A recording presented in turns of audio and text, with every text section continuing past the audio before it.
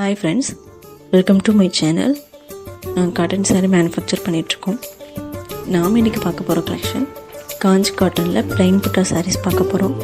இதில் பார்டர் பார்த்திங்கன்னா நம்மளுக்கு சரி ஒர்க்கில்